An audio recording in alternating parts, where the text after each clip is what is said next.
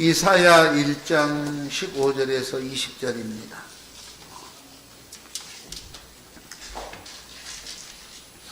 찾으셨으면 우리 같이 읽겠습니다. 너희가 손을 펼 때에 내가 내 눈을 너희에게서 가리고 너희가 많이 기도할지라도 내가 듣지 아니하리니 이는 너희의 손에 피가 가득함이라. 너희는 스스로 씻으며 스스로 깨끗하게 하여 내 목전에서 너희 악한 행실을 버리며 행악을 그치고 선행을 배우며 정의를 구하며 학대받는 자를 도와주며 고아를 위하여 신원하며 과부를 위하여 변호하라 하셨느니라. 여호와께서 말씀하시되 오라 우리가 서로 변론하자. 너희의 죄가 주홍 같을지라도 눈과 같이 희어질 것이요 진홍같이 붉을지라도 양털같이 희게 되리라. 너희가 즐겨 순종하면 땅의 아름다운 소산을 먹을 것이요 너희가 거절하여 배반하면 칼에 삼켜지리라. 여호와의 입의 말씀이니라. 아멘. 옆 사람하고 인사합니다. 한 주간 잘 지내셨습니까? 밤새 안녕이라고 어제 밤까지 밤 늦은 시간까지 같이 저녁 때 회의하고 예배드리고 또 토론하고 밤 늦게까지 차 마시고 그렇게 했는데 다음날 아침에 그 여자 목사님이 돌아가셨다고 비보가 떴답니다. 얼마나 황당하겠습니까? 그런 세상에 우리가 살고 있는 거예요. 그러니 오늘 일과 후에 내 삶이 어떻게 될지 모르는 그런 삶의 여정 속에서 우리가 살고 있는 거 아니겠습니까? 그러니 하루하루 오늘 하루하루 최선을 다해서 행복하시고 또 최선을 다해서 사랑하시고 노력하시기 바랍니다. 내일은 하나님이 또 내일을 주면은 있지만 내일 어떻게 될지 모르는데 오늘 다투고 싸우고 한다고 될 일이 아니에요. 어쨌든 사순절을 시작하는 이제 수요일부터 시작하지만 오늘 주일날 이렇게 모여서 첫 주인데 오늘은 사순절을 시작하면서 회개에 관한 이제 우리들의 삶을 돌아보는 거예요.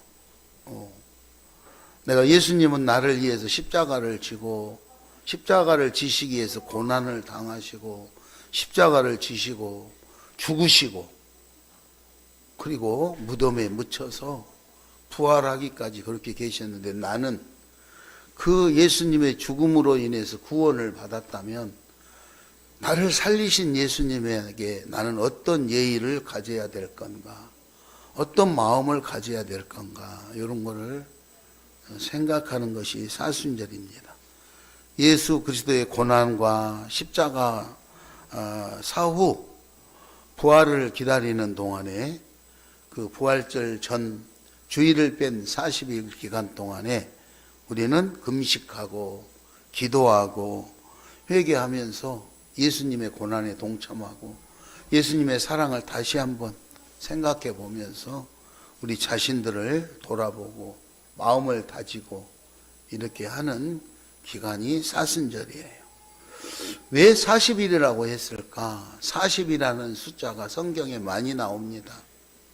노아가 방주에 들어갔을 때 40일간 비가 왔다 그랬잖아요. 비가. 또 예수님이 공생애를 시작하기 전에 40일간 금식으로 기도하셨다 그랬어요.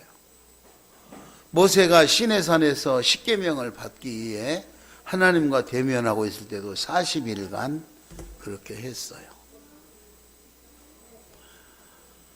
또 엘리야가 호렙산에서 하나님의 계시를 받기 위해서 기다리던 날짜가 40일이라는 거예요. 성경에는 이 40이라는 숫자들이 많이 있어요.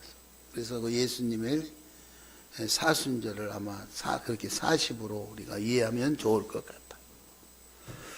사순절 동안에 우리 자신들을 돌아보고 신앙을 점검할 수 있기 바랍니다. 오늘 이 본문의 말씀의 내용은 오늘 이 이사야서 1장 기록의 목적은 당시에 이스라엘 백성들이 얼마나 하나님을 경배하지 않고 죄악된 짓을 많이 했는지 그 죄를 지적하고 그 죄를 깨닫게 해서 회개하도록 하기 위해서, 그리고 장차 오실 메시아를 통해서 하나님의 구원이 이루어질 것임을 알려주기 위해서 이사야서 본문 말씀을 기록한 거예요. 그러니까 당시의 사람들이 올바른 신앙생활을 안 했던 거죠. 당시에 예루살렘이 부패해가지고, 그죠? 부패해서 똑바로 신앙생활을 안 하는 거예요. 하나님 앞에 경배를 똑바로 안 하는 거예요. 그러니까 그거를 꾸짖으면서 이사야가 아주 강력하게 꾸짖으면서 회개하고 돌아와야 된다고 그렇게 하는 거죠. 결론적으로 말하면 당시에 형식적인 예배 생활을 사람들이 했다는 거예요. 하나님만 섬겨야 될 이스라엘이 우상을 섬기고 영적으로 간음하고 공평과 의의를 저버리고 더러운 자기들의 이득을 위해서 도적과 짝짝꿍하고 뇌물을 좋아하고 재판을 굽게 했다고 오늘 이사야서 1장 1절 이하 본문 14절까지 내용을 전반부를 읽어보면 쭉 나와요. 저는 이 말씀을 준비하면서 어쩌면 우리가 지금 살고 있는 이 시대에도 현재 그런 거 아닌가. 저는 검사나 판사가 아니기 때문에 잘은 모르지만 뉴스에 등단하는 거 보면은 검찰 독재다, 없는 죄를 만들어가지고 우리를 감옥에다 가둔다, 막 이런 말을 하잖아요. 올바로 했는데 막 그런다. 누구 말이 맞는지 모르지만 지금 현재 그렇게 뉴스에 보도되어 있는 것은 결국 재판을 굽게 하는 것이다. 올바로 재판을 정의로운 결론을 내리지 않는 것이다. 그런 내용 아닙니까? 뇌물을 좋아하고 국회에서 무슨 청문회 하면은 높은 지위를 가지고 있는 사람들을 좀 이렇게 임명하기 위해서 청문회 했다면 돈을 얼마를 받았다 졌다 막 이런 것들이 엄청나게 뉴스에 등장하잖아요. 시대적으로 그러면 지도자들을 탓하기 전에 그럼 나는 어떻게 살아왔을까? 나는 지금까지 어떻게 살아왔을까? 우리들은 신앙생활을 잘하고 있을까? 형식적인 예배 생활로 그치고 있는 것은 아닐까? 나는 교회 생활을 어떻게 하고 있을까? 그리고 어려운 이웃들, 그죠? 고아와 과부의 억울한 사정을 들어주지 않고 그냥 권력자들, 그리고 자기에게 유익이 되는 일에 더 앞장서는 그런 삶을 쭉 살았던 것들을 볼 수가 있어요. 우리 같이 성경 13절을 한번 13절 14절을 읽을까요? 13절 14절 헛된 재물을 다시 가져오지 말며 분향은 내가 가증히 여기는 바요 월삭과 안식일과 대회로 모이는 것도 그러하니 성회와 아울러 악을 행하는 것을 내가 견디지 못하겠노라. 내 마음이 너희의 월삭과 정한 절기를 싫어하나니 그것이 내게 무거운 짐이라. 내가 지기에 곤비하였나니라. 그러니까 사람들이 예물을 들고 헌금을 들고 오고 주일 성수를 한다고 와서 예배를 드리고 찬양하는데 그런 것을 하나님이 보시기에는 가증스럽게 여겼다. 이거예요. 가증스럽게. 왜? 진실이 담겨 있지 않았기 때문에. 진실이.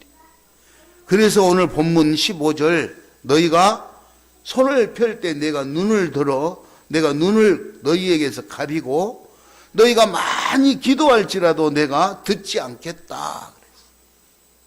그러니까 가식적인 예배, 형식적인 예배, 그렇게 생활하는 당시의 이스라엘 백성들을 하나님이 가증스럽다고 여기고 네가 아무리 기도를 해도 네가 아무리 부르짖어도 나는 눈을 가리고 귀를 막아버리고 안 듣겠다. 오늘 우리는 기도했습니다. 그렇잖아요? 대표 기도도 하고 오늘 예배 드리잖아요. 그리고 여러분들이 힘들고 어려운 일을 만나면 또 기도를 하잖아요. 하나님의 도움을 구하는데. 그런데 하나님이 도와주셔야 되는데 이렇게 눈을 감아버리고 귀를 막아버리고 우리들의 기도를 안 듣겠다 그런다면 우리들의 신앙생활에 무슨 의미가 있겠냐 이 말이죠. 무슨 우리가 기도하면 하나님이 즉각 들어주죠. 그냥 하나님 그러면은 내용을 말하기도 전에 그래 내가 안다 걱정하지 마라 이 정도 돼야 돼. 우리가 문제가 해결되지 않겠습니까? 그런데 낱낱이 다 밤을 새워서 아뢰고 막 금식으로 한다고 아뢰는데도 나는 네가 하는 말이 무슨 말인지 잘 이해가 안 된다 이러고 하고 있으면 우리 신앙생활이 뭐냐 이거죠. 그렇죠? 사람들이 평소에는 뭐 그런 것을 느끼지 않는 것 같아요. 위기를 만나면 내가 죽을 것 같은 위기를 만나면 사람들이 마음이 급해가지고 하나님을 찾아. 하나님을 찾아. 그런데 살만하면 하나님 안 찾아요. 자기 일이 바빠. 자기 일이. 예수님 내가 지금 바쁘걸랑요. 그 의자에 앉아서 좀 기다리세요. 그리고 자기 일 봐. 예수님이 뭐 1시간 2시간 기다리도 잊어버리고 자기 일에 어느 날 예수님 가셔버려서 찾지도 않아. 전화도 안 해. 그거하고 똑같은 거예요. 여러분이 한번 생각해 보세요. 여러분이 어느 사람을 찾으러 갔어요.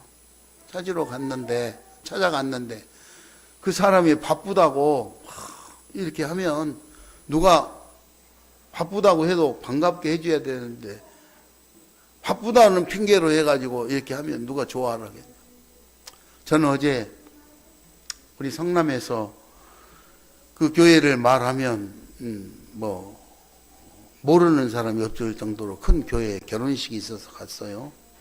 그 교회 원로 목사님 딸이 시집간다고 해서 인사를 하러 갔죠. 제가 성남시 기독교연합회 이제 대표회장이니까 대표해서 거기를 갔죠. 거기 그 교회 성도님이라는 분에게 물었어. 이 교회는 주일날 몇 명 정도나 나와요? 내가 물어봤더니 정확히는 모르지만 10,000명 넘게 나올걸요? 그러더라고요. 만나서 이제 결혼식 하는데 그래도 왔으니까 목사님 축하드립니다. 인사드리고 한참 나오는데 누가 나를 막 부르는 거예요? 아니 여기서 누가 나를 부르나? 그리고 봤더니 고향에 있는 고향 친구가 그 위에서 나를 막 부르는 거예요. 그 교회 권사님이래. 같이 식사하면서 이런저런 이야기를 하고 왔어요. 누군가가 내가 이제 앞에 안 나갔으면 못 봤겠지. 그런데 그 인사하려고 저 앞쪽으로 나가니까 해중석에서 본 거예요. 그리고 이거는 누군가는 나를 보고 있다는 거예요. 나는 못 느낄 것 같아도 어디서 누군가는 내가 하는 행위를 보고 있다는 거예요. 그리고 그 행위를 평가하는 거예요. 물론 당연히 하나님께서는 보고 계시죠. 보고 계셔. 우리가 어떻게 살아갈까? 나는 신앙생활을 잘하겠다 그러는데 어떻게 많은 사람들한테 물어보면 예수를 안 믿는 자연인보다도 더 신용을 얻지 못하는 그런 경우들이 있을 때가 많다는 거예요. 어떤 분이 글을 하나 보내왔는데 그 글에 보니까 노숙자가 있었대요. 노숙자가 길거리에 앉아서 도움을 구하고 앉아 있는 거예요. 어떤 젊은 여자분이 지나가다가 그 노숙자를 보니까 너무 안쓰러워서 자기 핸드백 속에 있는 동전 지갑 있잖아요. 그 동전 지갑을 다 털어서 그 통에다가 넣어주고 갔대요. 그런데 집에 가서 깜짝 놀란 거예요. 보니까 왜 그러냐면 그 동전 지갑에다 잊어버릴까봐 약혼 반지를 거기다 넣어놨는데 그거까지 다 털어서 줘버렸대. 깜짝 놀래. 약혼 반지를 털어서 줘버렸으니까 큰일 났잖아. 그래서 그 노숙자가 있었던 자리로 막 달려갔대요. 노숙자가 없는 거야. 어디로 가버린 거야.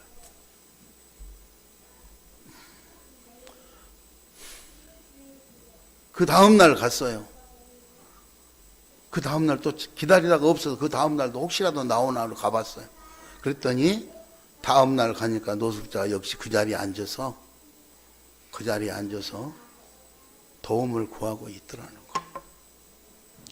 그게 물었대요. 어제 어디 다녀오셨습니까? 그랬더니 어제요. 그러면서 그 젊은 여자한테 이것 때문에 오셨지요? 그리고 반지를 돌려줬다. 이 사람이 동전 지갑에 있는 지갑 그거를 다 털어주고 가니까 이제 이렇게 보니까 거기에 반지가 있어서 이게 뭔가 싶어가지고 이 노숙자가 금은방에 거기 보석가게에 찾아갔대요. 그랬더니 거기서 이게 진짜 다이아몬드 반지라고 엄청난 돈을 주겠다고 팔아라고 그랬대요. 이 노숙자는 그걸 팔아가지고 그 돈 챙기면 뭐 다른 뭐를 할 수가 있잖아요. 그런데 생각하고 내가 이러면 안 되지. 그분이 이걸 모르고 준 것이지 정말로 나를 이걸 팔아서 쓰라고 나를 줬겠나. 이거를 잃어버린 사람은 얼마나 마음이 아프겠나. 이런 생각이 들어서 그 유혹을 뿌리치고 그냥 먹어버릴 수도 있잖아. 그런데 유혹을 뿌리치고 반지를 다시 가지고 노숙하던 그 자리에 돌아와서 앉아 있었어. 아니나 다를까 그 젊은 분이 찾아오셔서 깜짝 놀래가지고 그래서 이 반지 때문에 오셨죠. 그리고 내놨어.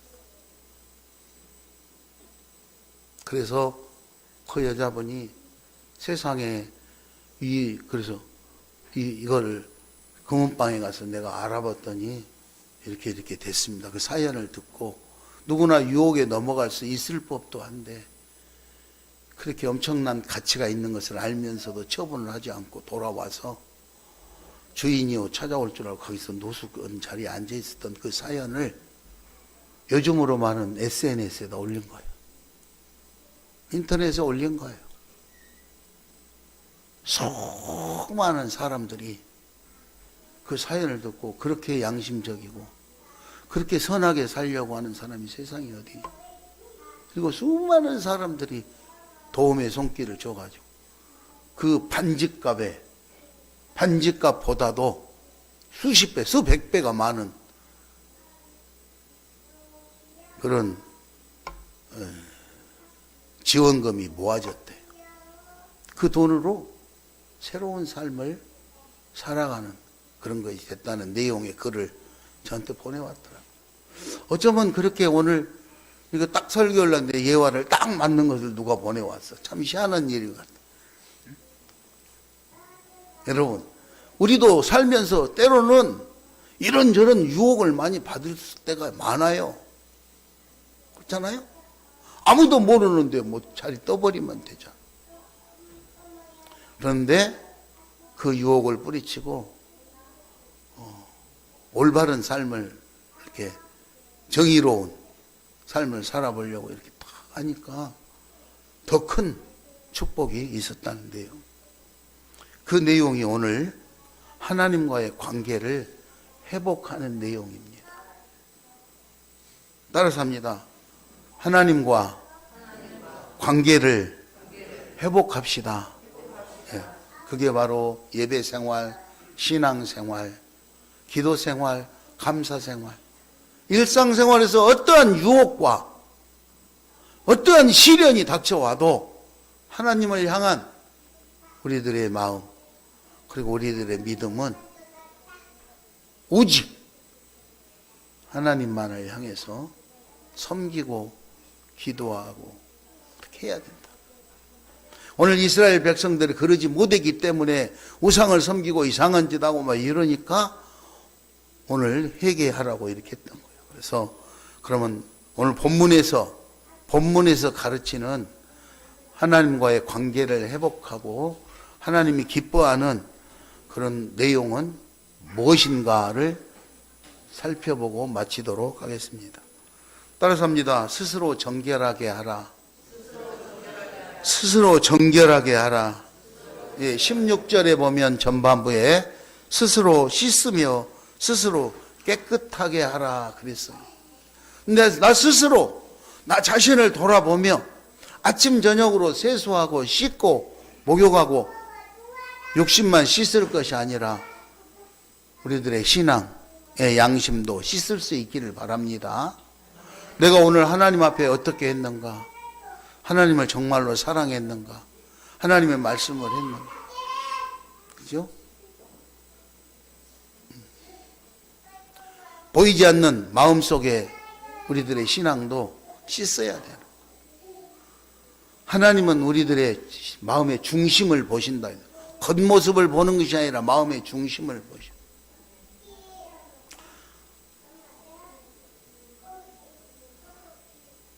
여러분, 보이지 않는 곳, 우리의 마음속까지 하나님을 사랑하는 마음으로 잘 씻으셔서 정결을 유지하시기 바랍니다. 두 번째, 따라서 합니다. 악한 행실을 버려라. 악한 행실을 버려라.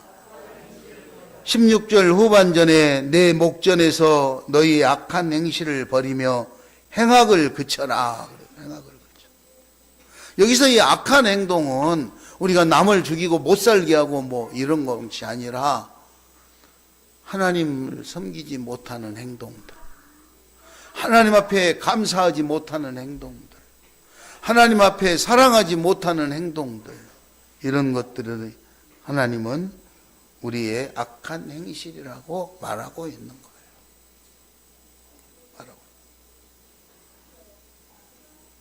어떤 일이 있어도 예배 중심으로 살 수 있기를 바랍니다. 지난 수요일 날도 말씀을 드렸습니다만은 어떤 장로님이 직장이 어렵게 돼가지고 코로나 때처럼 그랬는지 어렵게 됐대요. 직장을 잃었어요. 생계 유지를 하려면 돈을 벌어야 되는데 직장을 달라고 하나님 앞에 기도했어요. 하나님, 자녀들도 양육해야 하고 직장을 주세요. 그래가는데 취직 자리가 생겼어요. 그래서 가서 봤더니 주일날 교회를 올 수가 없는 거야. 그래서 그럼 이 직장을 가야 되느냐 말아야 되느냐. 그래도 직장을 안 갈 수는 없고 돈을 벌어야 되니 사장님한테 잘 말씀드려 봐야지. 그러고 직장회를 갔대요. 직장회를 다니는데 교회를 도저히 올 수가 없는 거예요. 교회를 못 와. 열심히 일을 했대요. 열심히 일을 해가지고 돈도 조금씩 벌려서 생활이 유지가 되는데 어느 날 가만히 생각해 보니까 내가 언제까지 이럴까. 그래서 기도하다 마음에 작정을 했대요. 내가 올 1년 안에 열심히 회사를 위해서 열심히 일해주고 사장님에게 내년부터서는 주일날 교회 갈 수 있도록 해달라고 좀 부탁을 해야지. 만약에 사장님이 교회를 못 가게 한다면 나는 이 직장을 그만두고 교회를 갈 수 있는 직장으로 옮겨야지. 그런 마음의 각오를 하고 회사를 위해서 열심히 일했대요. 그런데 1년이 다 지났는데도 주일날 교회를 갈 수가 없어서 사장님한테 말씀을 드렸대요. 사장님, 이 차차 저 차에서 저는 교회 장로인데 회사를 위해서 지금까지 열심히 일했는데 교회를 가지 못하니까 제가 마음이 너무너무 힘들고 괴롭고 하나님과 관계가 이렇게 걷잡을 수 없이 해서 제가 살 수가 없어서 제가 살아야 되니까 직장을 그만두고 교회 다닐 수 있는 곳으로 가려고 합니다. 그랬대요. 그랬더니 그리고 나왔는데 그러면 이제 직장에 갈 수 있도록 아니 교회에 갈 수 있도록 주일날 쉬어줘야 되잖아요. 사장님이 그 회사 구조가 누구 특정한 사람만 주일날 쉬어줄 수가 없는 그런 구조였나. 그런데 얼마나 이 장로님이 열심히 회사에서 일을 했더니 사장님이 감동을 받았나 봐요. 그래가지고 다음날 출근을 하는데 사장님이 만나자고 해가지고 하시는 말씀이 장로님, 교회를 꼭 그 교회만 가야 되겠습니까? 그리고 장로님이 그만두고 그 교회에 가시면 우리 직장에 우리 회사에 있는 수백 명은 어떻게 합니까? 그러면서 사장님이 장로님한테 제안을 했대요. 장로님, 우리 회사에다가 교회를 세워가지고 주일날은 아침부터 시간 돌아가면서 우리 회사 전 직원들이 예배를 드리면 어떻겠습니까? 장로님 남으셔서 우리 회사에다 교회를 그렇게 하면 어떻겠습니까? 하나님은 그 장로님을 통해서 수백 명이 다니는 그 회사에 교회를 세우시고 그 교회, 그 회사의 직원들이 전부가 주일날 다 예배를 드려요. 우리 상대원에도 에스카이아 교회 같은 거에 과거 신발 만드는 회사에 그렇게 해서 만들어진 교회들이 아닙니까? 직장 선교회가 만들어지고 신우회가 만들어지고. 여러분, 우리는 내 삶의 여정이 어떻든 간에 내가 어디에서 있었든 간에 하나님과의 관계를 바르게 맺기 위해서 최선의 노력을 하면 하나님이 그 문제를 해결해 주셔요. 근데 이스라엘 백성들은 오늘 그러지 않았어요. 하나님이 보시기에 내 목전에서 너의 악한 행실을 버려라. 어디 가서 뭐 남을 못 살게 굴고 남을 훔치고 이런 했다는 것이 아니에요. 하나님을 사랑하지 못하고 하나님 앞에 예배하지 못하는 것이 하나님은 가장 악하게 보는 거예요. 자, 마지막으로 따라서 합니다. 선한 일을 행하라. 선한 일을 행하라. 예, 우리 17절을 같이 한번 읽겠습니다. 17절을 선행을 배우며 정의를 구하며 학대받는 자를 도와주며 고아를 위하여 신원하며 과부를 위하여 변호하라 하셨느니라. 아멘. 사회적 약자를 지키고 돌보라는 의미입니다. 우리가 예수님의 사랑을 덧입었으면 우리도 어딘가에 가가지고 누군가에게 사랑을 배분, 나눌 수 있어야 되는데 그 사랑이 결국은 고아나 과부를 신원하며 변호하라 그랬어요. 변호사는요, 뭐 꼭 죄 없는 사람만 가서 변호하는 것이 아니에요. 죄가 있더라도 좀 죄를 감화할 수 있도록 어쩔 수 없이 이렇게 됐다고 그 사람 편들어주는 거 아닙니까? 우리는 우리 사회적 약자, 어려운 자들에게 편들어주는 것, 그들을 사랑하는 것.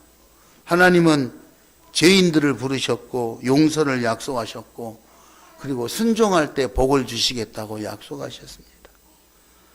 19절에 너희가 즐겨 순종하면 땅의 아름다운 소산을 먹을 것이다. 사랑하는 우리 시온 가족 여러분들, 하나님 말씀에 순종할 수 있기를 바랍니다. 오늘 이사야서 기록 목적은 죄악을 실행했던 이스라엘 백성들에게 죄를 깨닫고 회개하고 돌아와서 하나님 앞에 온전히 아름다운 신앙생활을 할 수 있는 것을 권면하고 있는 장면입니다. 사순절 첫 번째 주를 맞이하는 우리는 사순절 기간 동안 나는 어떤 신앙생활을 하고 있는가? 여러분에게 벌 주자고 이렇게 하는 것이 아니고 어차피 우리가 신앙생활을 하는데 하나님의 도우심으로 멋지게 뭐 2번 있는 인생의 기회도 아니고 단 한 번밖에 없는 인생의 기회를 내 힘으로 어렵게 힘들게 그렇게 하는 것이 아니라 하나님 도우심으로 복된 그런 삶을 살아갈 수 있기를 축원합니다. 그래서 40일 동안 요 40일의 여정 요 꼭 가지고 다니시면서 예배 형식이나 이것이 뭐 여기서처럼 막 찬송 부르고 큰 소리로 안 해도 돼요. 반드시 한 번씩 읽으시면서 짧게라도 기도하시기 바랍니다. 직장 생활하고 여러 가지 형편이 다르기 때문에 교회 예배식으로 다 못하더라도 하나님이 우리들의 중심을, 마음의 중심을 보시니까 내가 손이 닿는 가까운 곳에 놓고 수시로 자꾸 읽으면서 내 마음이 하나님을 향해서 있도록, 항상 하나님을 향해서 있도록 그렇게 지내는 사순절 기간이 되기를 예수의 이름으로 축원합니다.